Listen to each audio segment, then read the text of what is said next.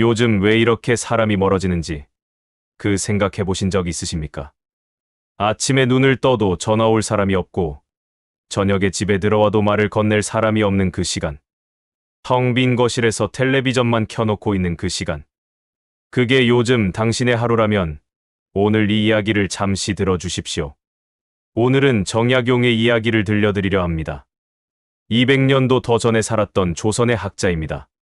하지만 그가 겪었던 외로움, 그가 통과했던 고독은 지금 당신이 느끼는 것과 다르지 않습니다.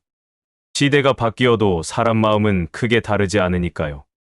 정약용도 외로웠습니다. 아주 오래, 아주 깊게 외로웠습니다. 그 외로움 속에서 그는 무너지기도 했고, 울기도 했고, 미치도록 사람이 그리웠습니다. 하지만 그 시간을 지나고 나니 비로소 보이는 것들이 있었습니다. 오늘은 그의 이야기를 통해 당신에게 전하고 싶은 말이 있습니다. 당신이 느끼는 외로움이 잘못이 아니라는 것. 그것이 벌이 아니라는 것. 그리고 그 외로움이 어쩌면 당신 인생에서 가장 중요한 시간일 수 있다는 것을 말입니다. 사람들은 외로움을 실패라고 생각합니다. 나이 들어서 외롭다는 말을 입 밖에 내기가 두렵습니다. 마치 그것이 내가 인생을 잘못 살았다는 증거처럼 느껴지기 때문입니다.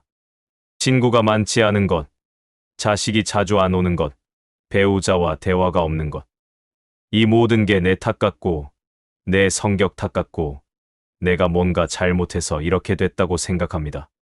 그런데 말입니다. 외로움은 잘못이 아닙니다. 나이가 들면서 외로워지는 것은 지극히 자연스러운 과정입니다. 젊을 때는 주변에 사람이 많았습니다.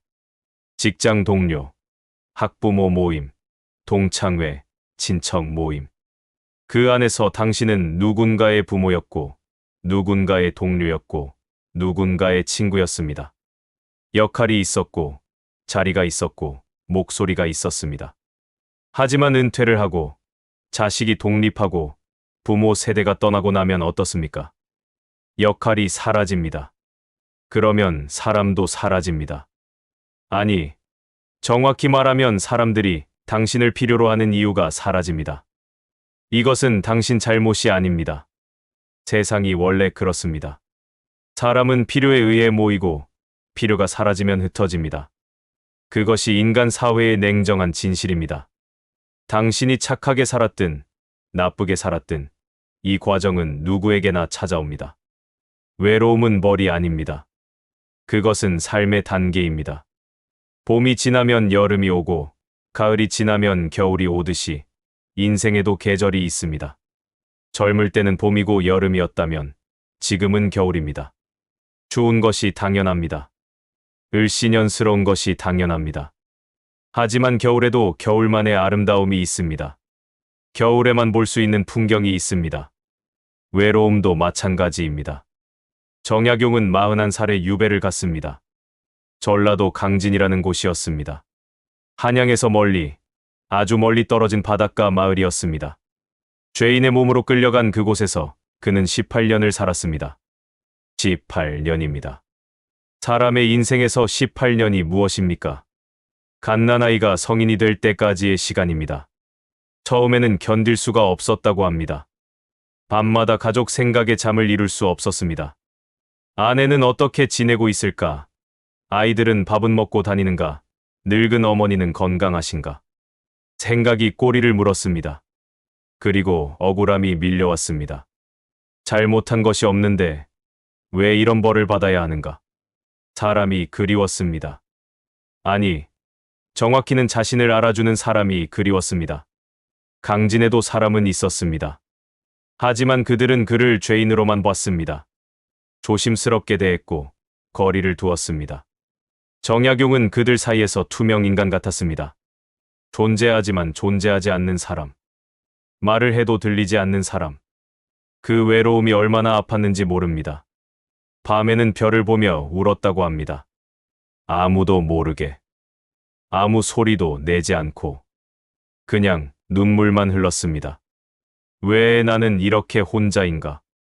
왜 세상은 나를 버렸는가? 그런 생각들이 가슴을 찢었습니다. 하지만 시간이 지나면서 이상한 일이 일어났습니다. 정약용은 외로움에 익숙해졌다고 해야 할까요? 아니, 그보다는 외로움과 함께 사는 법을 배웠다고 하는 게 맞을 것 같습니다. 처음에는 외로움이 적처럼 느껴졌습니다. 마음을 공격하는 괴물 같았습니다. 하지만 시간이 지나니 외로움은 그냥 방 안에 또 다른 존재가 됐습니다. 싫지만 함께 있어야 하는 동거인 같은 것. 그리고 어느 순간부터는 그 외로움이 그를 가르치기 시작했습니다. 혼자 있으니 비로소 보이는 것들이 있었습니다. 사람들과 어울릴 때는 몰랐던 것들. 시끄러울 때는 들리지 않던 소리들. 외로움 속에서 정약용은 처음으로 자기 자신과 마주했습니다. 정말로 온전히 마주했습니다. 그제야 깨달았다고 합니다. 외로움은 없애야 할 대상이 아니라 통과해야 할 문이라는 것을. 그 문을 지나야만 도달할 수 있는 곳이 있다는 것을. 젊을 때의 외로움과 나이 들어서의 외로움은 다릅니다. 젊을 때는 외로워도 희망이 있었습니다. 지금은 외롭지만 나중에는 괜찮아질 거야. 좋은 사람을 만날 거야. 상황이 나아질 거야. 그런 기대가 있었습니다. 외로움은 일시적인 것이고 언젠가는 끝날 것이라는 믿음이 있었습니다. 하지만 이른이 되면 다릅니다. 이제 더 이상 언젠가가 없습니다. 새로운 친구를 만들기도 어렵고 새로운 시작을 하기도 어렵습니다. 몸은 예전 같지 않고 기력도 떨어지고 세상은 점점 더 빠르게 변해서 따라가기 벅찹니다. 그러면 이런 생각이 듭니다. 이게 끝인가? 이제 이렇게 살다가 죽는 건가? 그 생각이 외로움을 더 무겁게 만듭니다. 그리고 또 하나, 노년의 외로움을 더 아프게 만드는 것이 있습니다. 바로 쓸모없어졌다는 느낌입니다. 이것이 정말 독합니다. 이것이 사람을 무너뜨립니다. 은퇴를 하면 직장에서의 역할이 사라집니다. 아침에 일어나 출근할 곳이 없습니다. 회의에 참석할 일도 없고, 결제할 서류도 없고, 부를 사람도 없습니다. 그러면 이런 생각이 듭니다. 나는 이제 아무 쓸모가 없구나. 자식들은 독립했습니다. 처음에는 서운했지만, 그래도 잘 커서 제 앞가림하니 다행이라고 생각했습니다. 그런데 시간이 지나니 이상합니다. 자식들은 당신 없이도 잘 삽니다. 아니, 어쩌면 당신이 없는 게 더 편할 수도 있습니다. 간섭받지 않고, 눈치 보지 않고, 자기 방식대로 살 수 있으니까요. 그 순간 깨닫습니다. 나는 이제 필요 없는 사람이구나. 이 깨달음이 칼처럼 가슴을 찌릅니다. 평생 누군가를 위해 살았습니다. 가족을 위해, 자식을 위해, 회사를 위해. 그런데 이제 그 누구도 당신을 필요로 하지 않습니다. 역할이 사라지니 존재의 이유도 흔들립니다. 나는 왜 여기 있는가? 나는 무엇을 위해 사는가? 이것이 노년의 외로움이 더 아픈 이유입니다. 단순히 혼자라서가 아닙니다. 쓸모없다고 느껴서입니다. 필요 없다고 느껴서입니다. 세상에서 밀려났다고 느껴서입니다. 하지만 여기서 정약용이 우리에게 전하는 말이 있습니다. 당신이 쓸모없는 게 아닙니다. 세상이 당신의 쓸모를 다르게 정의하고 있을 뿐입니다. 쓸모라는 것은 원래 경제적 가치, 생산성, 효율성으로 측정됩니다. 당신이 얼마를 버는지, 얼마나 일하는지, 얼마나 기여하는지. 그 기준으로 보면 은퇴한 사람은 쓸모가 없습니다. 하지만 인간의 가치가 그것뿐입니까? 당신이 살아온 세월, 겪어온 경험, 쌓아온 지혜. 그것은 돈으로 환산할 수 없는 가치입니다. 당신이 단지 존재한다는 것만으로도 누군가에게는 의미입니다. 자식에게는 뿌리이고, 손주에게는 역사이고, 세상에는 증인입니다. 쓸모없다고 느낄 때 이것만은 기억하십시오. 당신의 가치는 당신이 무엇을 하느냐에 있지 않습니다. 당신이 누구인가에 있습니다. 사람들은 외로움을 느끼면 그것을 없애려고 합니다. 모임에 나갑니다. 등산 동호회, 노인정, 교회, 절. 사람들과 어울리려고 애씁니다. 집에 혼자 있으면 외로우니까 밖으로 나갑니다. 약속을 잡고 일정을 만들고 하루를 바쁘게 채웁니다. 그런데 집에 돌아오면 어떻습니까? 더 외롭습니다. 사람들 틈에 있었는데도 외로웠고, 웃고 떠들었는데도 허전했고, 이야기를 나눴는데도 공허했습니다. 오히려 더 외로워집니다. 왜 그럴까요? 진짜 외로움을 마주하지 않았기 때문입니다. 외로움은 소음으로 가릴 수 있는 게 아닙니다. 분주함으로 묻을 수 있는 게 아닙니다. 외로움은 마음속 깊은 곳에서 올라오는 소리입니다. 그 소리를 듣지 않으려고 귀를 막으면 그 소리는 더 크게 울립니다. 어떤 분들은 술을 마십니다. 매일 저녁 소주 한두 병. 취하면 외로움이 잊혀집니다. 그런데 다음 날 아침 깨어나면 외로움은 그대로 있습니다. 오히려 숙취와 함께 더 무거워져 있습니다. 어떤 분들은 텔레비전을 켜놓습니다. 아침부터 밤까지. 드라마, 뉴스, 예능. 화면 속 사람들의 목소리가 집을 채웁니다. 그러면 혼자 같지 않습니다. 누군가 있는 것 같습니다. 하지만 텔레비전을 끄면 어떻습니까? 침묵이 더 무겁게 내려앉습니다. 외로움은 도망칠 수 있는 게 아닙니다. 피할 수도 없고 숨을 수도 없습니다. 외로움은 그림자 같습니다. 햇빛을 등지고 걸으면 그림자가 앞에 있고 햇빛을 향해 걸으면 그림자가 뒤에 있습니다. 어느 쪽으로 가든 그림자는 따라옵니다. 그렇다면 어떻게 해야 할까요? 정약용이 발견한 방법은 이것이었습니다. 외로움을 없애려 하지 말고 외로움과 함께 앉는 것. 이상하게 들립니까? 외로운데 외로움과 함께 앉으라니. 하지만 이것이 유일한 방법입니다. 외로움을 적으로 대하지 말고 손님으로 대하십시오. 반갑지 않은 손님이지만 그래도 손님입니다. 차 한 잔 내어놓고 함께 앉으십시오. 외로움이 무엇을 말하는지 들어보십시오. 외로움은 당신에게 무언가를 말하려고 합니다. 당신이 놓치고 있는 것, 외면하고 있는 것, 마주해야 할 것. 외로움은 그것을 가리키는 손가락입니다. 정약용은 강진에서 그것을 배웠습니다. 처음에는 외로움을 떨쳐내려고 발버둥 쳤습니다. 책을 읽고, 글을 쓰고, 제자를 가르치고, 바쁘게 움직였습니다. 하지만 밤이 되면 외로움은 어김없이 찾아왔습니다. 그래서 어느 날 그는 포기했습니다. 외로움을 없애는 것을 포기했습니다. 그리고 그냥 외로움과 함께 앉았습니다. 달빛 아래 마루에 앉아 외로움을 느꼈습니다. 도망가지 않고 가리지 않고 그냥 느꼈습니다. 가슴이 아팠습니다.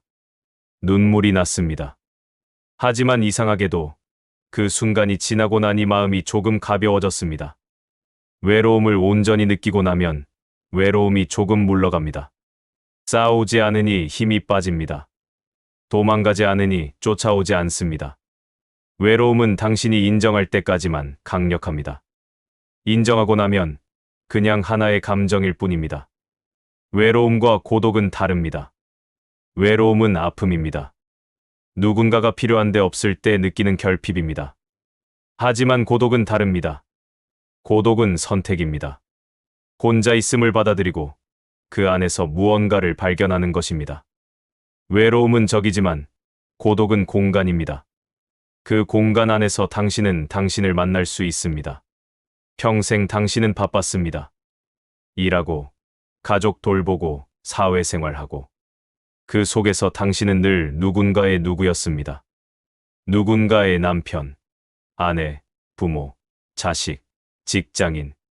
하지만 정작 나는 누구였습니까? 혼자 있을 때 비로소 그 질문을 할 수 있습니다. 나는 무엇을 좋아하는가? 나는 무엇을 원하는가? 나는 무엇을 두려워하는가? 나는 무엇을 후회하는가? 이런 질문들은 시끄러운 곳에서는 할 수 없습니다. 고요한 곳에서만 가능합니다. 고독은 당신에게 시간을 줍니다. 생각할 시간, 돌아볼 시간, 정리할 시간. 당신이 살아온 60년, 70년을 천천히 되짚어 볼 시간. 그 안에서 당신은 많은 것을 발견할 것입니다. 잊고 있던 기억들, 묻어두었던 감정들, 해결하지 못한 상처들. 고독 속에서 그것들을 하나씩 꺼내 보십시오. 어떤 것은 웃음이 나올 것이고, 어떤 것은 눈물이 날 것입니다. 어떤 것은 후회스러울 것이고, 어떤 것은 자랑스러울 것입니다. 그것들을 꺼내서 보고, 만지고, 느끼십시오. 그것이 당신의 인생입니다. 정약용은 강진에서 책을 썼습니다. 목민심서, 경세유표, 금음신서. 500권이 넘는 책을 썼습니다. 사람들은 묻습니다. 어떻게 그렇게 많은 책을 쓸 수 있었습니까? 그가 남긴 말이 있습니다. 고독했기 때문입니다. 혼자 있지 않았다면 그는 그 책들을 쓸 수 없었을 것입니다. 사람들과 어울리느라, 세상 일에 바쁘느라 생각할 시간이 없었을 것입니다. 고독이 그에게 시간을 주었고, 그 시간 안에서 그는 생각했고, 그 생각이 책이 되었습니다. 당신도 마찬가지입니다. 당신에게도 해야 할 일이 있습니다. 그것이 책이 아니어도 좋습니다. 편지를 쓸 수도 있고, 일기를 쓸 수도 있고, 그림을 그릴 수도 있고, 산책을 할 수도 있습니다. 중요한 것은 그 안에서 당신이 당신과 대화하는 것입니다. 혼자 있는 시간을 두려워하지 마십시오. 처음에는 어색할 것입니다. 무엇을 해야 할지 모를 것입니다. 텔레비전을 켜고 싶을 것이고, 누군가에게 전화하고 싶을 것입니다. 하지만 참으십시오. 그 어색함을 견디십시오. 어색함이 지나면 익숙함이 옵니다. 익숙함이 지나면 편안함이 옵니다. 그리고 편안함 속에서 당신은 발견할 것입니다. 혼자 있는 것이 나쁘지 않다는 것을, 오히려 좋을 수도 있다는 것을. 고독은 사치입니다. 누구나 누릴 수 있는 게 아닙니다. 젊을 때는 바빠서 고독을 누릴 수 없습니다. 나이 들어서야 비로소 고독을 누릴 수 있습니다. 그것을 저주가 아니라 선물로 받아들이십시오. 많은 분들이 자식 때문에 외롭습니다. 자식이 전화를 안 합니다. 명절에만 옵니다. 오더라도 금방 갑니다. 손주는 할머니 할아버지보다 스마트폰이 더 좋습니다. 이야기를 나누려 해도 자식은 피곤해합니다. 엄마, 그 얘기 또 하시네. 아빠, 그건 옛날 얘기잖아.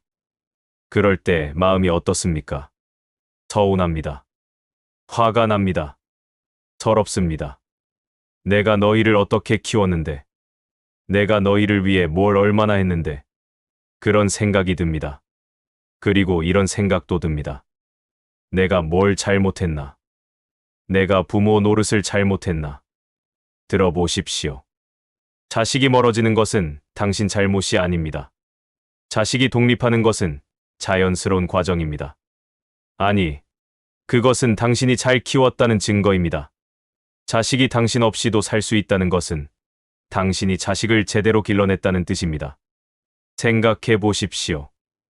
자식이 계속 당신에게 매달린다면 그것이 더 걱정 아닙니까? 40, 50살이 되어서도 부모에게 의지한다면 그것이 제대로 된 삶입니까? 자식은 떠나야 합니다. 그것이 자식의 인생입니다. 하지만 그것을 머리로는 알면서도 가슴이 아픕니다. 정약용도 그랬습니다. 그도 아버지였고 그도 자식을 두었으니까요. 유배지에서 그는 자식들을 그리워했습니다. 편지를 썼습니다. 아들에게, 딸에게. 잘 지내고 있느냐? 건강하냐? 공부는 하고 있느냐? 하지만 답장은 늦게 왔고, 짧았고, 때로는 오지 않았습니다. 처음에는 섭섭했습니다. 하지만 시간이 지나면서 그는 깨달았습니다. 자식들에게는 자식들의 삶이 있다는 것을. 자신은 그들의 아버지이지만 그들은 자신의 소유물이 아니라는 것을. 자식은 당신에게서 왔지만 당신의 것이 아닙니다. 그들은 당신을 통해 세상에 왔을 뿐 그들의 인생은 그들의 것입니다. 당신이 그들을 위해 희생했다는 것, 그것은 사실입니다. 하지만 그 희생은 대가를 바라고 한 것입니까? 아니었을 것입니다. 당신은 그냥 부모로서 해야 할 일을 했을 뿐입니다. 자식에게 기대하지 마십시오. 기대는 실망을 낳고 실망은 원망을 낳습니다. 이렇게 해줬는데 왜 저렇게밖에 못하나? 이런 생각이 들면 관계는 무너집니다. 자식은 빚진 사람이 되고 당신은 빚을 받아내려는 사람이 됩니다. 그것은 사랑이 아닙니다. 그것은 거래입니다. 사랑과 집착은 다릅니다. 사랑은 상대가 행복하기를 바라는 것입니다. 그것이 나와 함께가 아니더라도. 집착은 상대가 내 곁에 있기를 바라는 것입니다. 그것이 상대를 불행하게 하더라도. 당신이 자식에게 느끼는 것이 사랑입니까? 집착입니까? 자식이 1년에 한 번만 와도 괜찮습니다. 전화를 한 달에 한 번만 해도 괜찮습니다. 중요한 것은 횟수가 아니라 마음입니다. 자식이 당신을 생각하고 있다면 그것으로 충분합니다. 그리고 이것도 생각해 보십시오. 당신은 당신 부모에게 얼마나 자주 갔습니까? 얼마나 자주 전화했습니까? 지금 자식이 당신에게 하는 만큼 당신도 부모에게 했습니까? 아마 아닐 것입니다.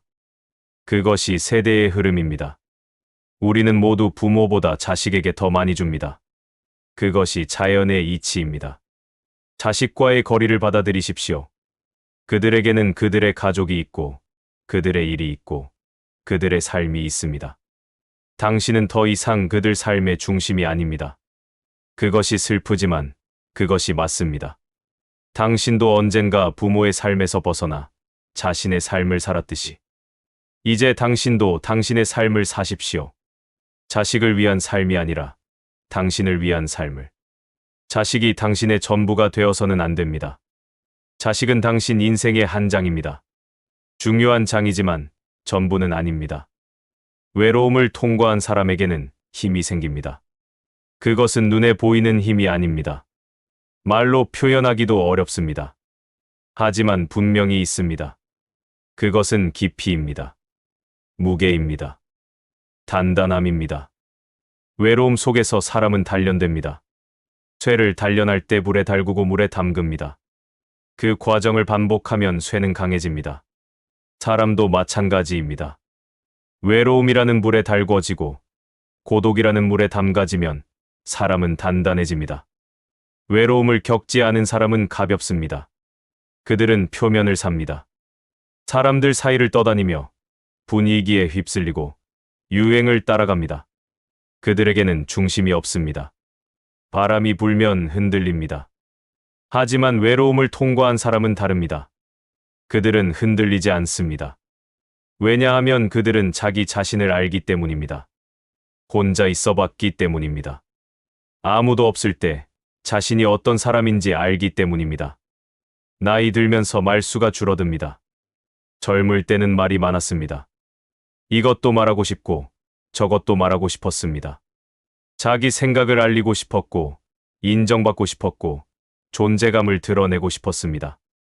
하지만 나이가 들면 말이 줄어듭니다. 왜일까요? 말할 필요가 없어지기 때문입니다.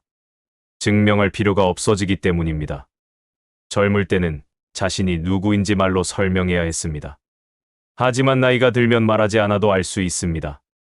그 사람이 어떤 사람인지는 그의 침묵에서 드러납니다. 노년의 침묵은 공허함이 아닙니다. 그것은 충만함입니다. 말하지 않아도 될 만큼 많은 것을 알고 있기 때문입니다. 더 이상 증명할 게 없기 때문입니다. 세상이 자신을 어떻게 보든 이제는 상관없기 때문입니다. 정약용도 그랬습니다. 강진에서 18년을 보내는 동안 그의 말은 점점 줄어들었다고 합니다. 처음에는 사람들에게 자신의 억울함을 말하려 했습니다. 자신이 누명을 썼다고, 자신은 죄가 없다고. 하지만 시간이 지나면서 그는 말을 멈췄습니다. 말해봤자 소용이 없다는 걸 알았기 때문이 아닙니다. 말할 필요가 없다는 걸 알았기 때문입니다. 자신이 누구인지, 자신이 무엇을 했는지, 자신이 어떻게 살았는지. 그것은 말로 증명할 필요가 없는 것이었습니다. 외로움을 통과한 사람의 눈빛은 다릅니다. 그들의 눈에는 슬픔이 있습니다. 하지만 동시에 평온함이 있습니다. 그들은 많은 것을 포기했습니다. 포기하는 법을 배웠습니다. 그리고 포기가 패배가 아니라는 것을 압니다. 포기는 때로 지혜입니다. 모든 것을 다 가질 수는 없습니다. 모든 것을 다 지킬 수도 없습니다. 무엇을 놓아야 하는지 아는 것, 그것이 나이 들매 지혜입니다. 외로움은 당신에게 그것을 가르칩니다. 외로운 노년은 약한 것이 아닙니다. 그것은 강한 것입니다. 혼자 설 수 있다는 것은 강함입니다. 누군가에게 기대지 않아도 무너지지 않는다는 것은 강함입니다. 외로움 속에서 살아남았다는 것, 그 자체가 승리입니다. 이제 당신에게 질문을 던지려 합니다. 편하게 들어주십시오. 대답하지 않아도 괜찮습니다. 그냥 마음속으로 생각해 보시면 됩니다. 당신은 요즘 누구에게 기대고 있습니까? 자식입니까? 배우자입니까? 친구입니까? 아니면 아무도 없습니까? 누군가에게 기댄다는 것은 나쁜 게 아닙니다. 인간은 원래 누군가에게 기대며 삽니다. 하지만 너무 많이 기대면 문제가 됩니다. 상대가 무너지면 당신도 무너지기 때문입니다. 스스로 서는 법을 배워야 합니다. 그것이 노년의 과제입니다. 이제 당신은 혼자 서야 합니다. 누가 도와주면 고맙지만 아무도 없어도 괜찮은 그런 사람이 되어야 합니다. 다음 질문입니다. 아무도 없을 때 당신은 어떤 사람입니까? 사람들 앞에서의 당신이 아닙니다. 혼자 있을 때의 당신입니다. 아무도 보지 않을 때, 아무도 듣지 않을 때. 당신은 어떻게 행동합니까? 무엇을 생각합니까? 무엇을 느낍니까? 그것이 진짜 당신입니다. 사람들 앞에서의 당신은 가면을 쓴 당신입니다. 역할을 하는 당신입니다. 하지만 혼자 있을 때의 당신, 그것이 본 모습입니다. 그 본 모습을 당신은 알고 있습니까? 그 본 모습을 당신은 좋아합니까? 혼자 있는 시간을 두려워합니까? 아니면 아직 낯섭니까? 두려움과 낯설음은 다릅니다. 두려움은 피하고 싶은 것이고, 낯설음은 익숙해질 수 있는 것입니다. 혼자 있는 것이 두렵다면, 그것은 당신이 아직 당신 자신과 친하지 않기 때문입니다. 당신 자신과 친해지십시오.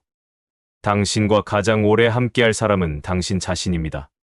배우자도 먼저 갈 수 있고, 자식도 떠날 수 있고, 친구도 사라질 수 있습니다. 하지만 당신 자신은 죽을 때까지 당신과 함께합니다. 그런데 그 사람과 친하지 않다면 얼마나 외로운 인생입니까? 마지막 질문입니다. 당신은 당신의 인생에 만족합니까? 후회가 없다는 뜻이 아닙니다. 완벽했다는 뜻도 아닙니다. 그냥 이 인생이 당신의 것이었다는 것을 인정할 수 있습니까? 잘했든 못했든, 행복했든 불행했든, 이것이 당신의 인생이었다는 것을 받아들일 수 있습니까? 받아들이는 것, 그것이 평화의 시작입니다. 바꿀 수 없는 것을 바꾸려 하면 고통만 커집니다. 이미 지나간 일을 후회하면 현재를 잃습니다. 과거는 과거로 두고 지금 여기에서 살아야 합니다. 지금 당신은 어디에 있습니까? 과거에 머물러 있습니까? 미래를 걱정하고 있습니까? 아니면 지금 여기, 이 순간에 있습니까? 나이가 들수록 현재에 사는 법을 배워야 합니다. 과거는 이미 갔고, 미래는 아직 오지 않았습니다. 우리에게 있는 것은 오직 지금뿐입니다. 정약용은 유배지에서 그것을 배웠습니다. 과거를 후회하고 미래를 걱정하는 것을 멈췄습니다. 그리고 지금, 이 순간에 집중했습니다. 오늘 할 수 있는 일을 했습니다. 오늘 만날 수 있는 사람을 만났습니다. 오늘 쓸 수 있는 글을 썼습니다. 그렇게 하루하루를 살다 보니 18년이 지나갔습니다. 그리고 그는 깨달았습니다. 인생은 하루하루의 합이라는 것을. 오늘 하루를 잘 살면 그것이 모여서 좋은 인생이 된다는 것을. 이제 마무리를 하겠습니다. 오늘 전하고 싶었던 말은 간단합니다. 외로워도 괜찮다는 것입니다. 당신이 외롭다고 해서 당신이 실패한 것이 아닙니다. 당신이 외롭다고 해서 당신이 이상한 것이 아닙니다. 나이가 들면 외로워집니다. 그것은 자연스러운 일입니다. 외로움을 숨기지 마십시오. 외로움은 부끄러운 게 아닙니다. 외로움은 인간의 가장 정직한 감정 중 하나입니다. 외로움을 느낀다는 것은 당신이 살아있다는 증거입니다. 당신이 아직 무언가를 원하고 누군가를 필요로 하고 사랑할 수 있다는 증거입니다. 외로움을 없애려 애쓰지 마십시오. 외로움은 없앨 수 있는 게 아닙니다. 다만 함께 살아갈 수 있을 뿐입니다. 외로움을 적으로 대하지 말고 동반자로 대하십시오. 때로는 무겁고 때로는 아프지만 그래도 당신과 함께 가는 동반자로 혼자가 된다는 것과 버려졌다는 것은 다릅니다. 혼자가 된다는 것은 상황입니다. 버려졌다는 것은 해석입니다. 같은 상황도 어떻게 해석하느냐에 따라 달라집니다. 당신은 버려진 것이 아닙니다.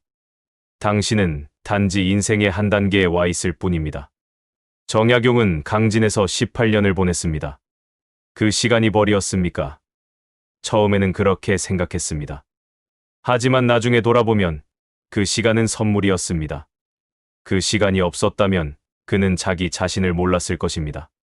그 시간이 없었다면 그는 지금 우리가 아는 정약용이 되지 못했을 것입니다. 당신의 외로움도 마찬가지입니다. 지금은 고통스럽지만 나중에 돌아보면 그 시간이 당신을 성장시킨 시간이었음을 알게 될 것입니다. 외로움은 당신을 깎아내리는 것이 아니라 당신을 깎아 만드는 것입니다.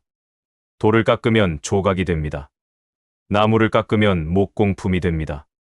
사람도 깎이면 작품이 됩니다. 외로움은 당신을 깎는 끌입니다. 아프지만 그 과정을 거쳐야 당신은 완성됩니다. 지금 당신이 느끼는 외로움은 무의미하지 않습니다. 그것은 당신을 어딘가로 데려가고 있습니다. 어디인지는 아직 모릅니다. 하지만 분명히 어딘가입니다. 그곳에 가려면 이 외로움을 통과해야 합니다. 도망가지 말고 통과하십시오. 당신은 혼자가 아닙니다. 외롭지만 혼자가 아닙니다. 이 세상에는 당신처럼 외로운 사람이 수없이 많습니다. 그들도 지금 어딘가에서 외로움과 싸우고 있습니다. 어떤 이는 이기고, 어떤 이는 지고, 어떤 이는 싸우지 않고 함께 걷고 있습니다. 당신도 걸으십시오. 외로움과 함께. 천천히. 조급해하지 말고. 외로움이 당신을 어디로 데려가는지 보십시오. 그 끝에 무엇이 있는지 보십시오. 정약용도 그렇게 걸었습니다. 그리고 그 끝에서 그는 평화를 찾았습니다. 외로움이 사라진 것은 아니었습니다. 하지만 외로움과 함께 살아가는 법을 알게 됐습니다. 외로움을 원망하지 않게 됐습니다. 외로움을 받아들이게 됐습니다. 당신도 그렇게 될 것입니다. 지금은 힘들지만 언젠가는 당신도 외로움과 평화롭게 공존하게 될 것입니다. 외로워하는 것도 용기입니다.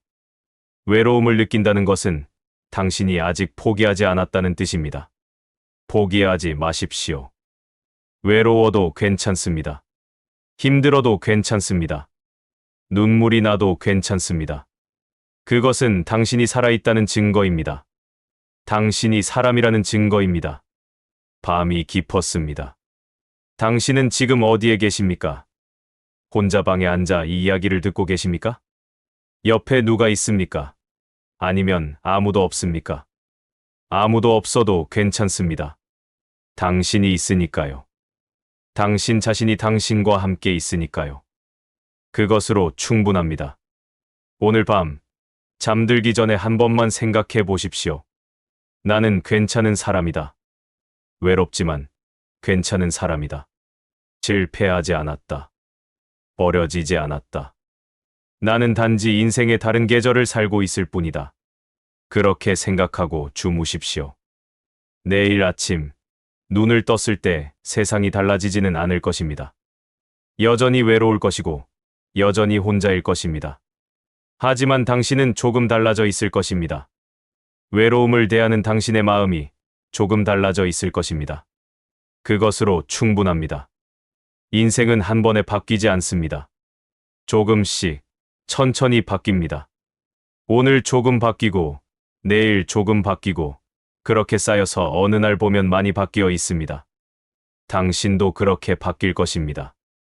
외로움을 견디는 사람에서 외로움과 함께 사는 사람으로, 외로움에 무너지는 사람에서 외로움을 통해 단단해지는 사람으로 천천히 조금씩 바뀔 것입니다. 정약용의 이야기가 당신에게 작은 위로가 되기를 바랍니다. 200년 전 한 사람의 외로움이 지금 당신의 외로움과 만나기를 바랍니다. 그리고 당신이 이 시간을 잘 통과하기를 바랍니다. 당신이 이 외로움 끝에서 더 깊은 사람이 되기를 바랍니다. 당신이 결국에는 평화를 찾기를 바랍니다. 그 평화가 당신에게 오기를 이 밤 조용히 기도합니다. 외로움은 끝이 아니라 문이다. 그 문을 열고 들어가라. 그 안에 당신이 있다.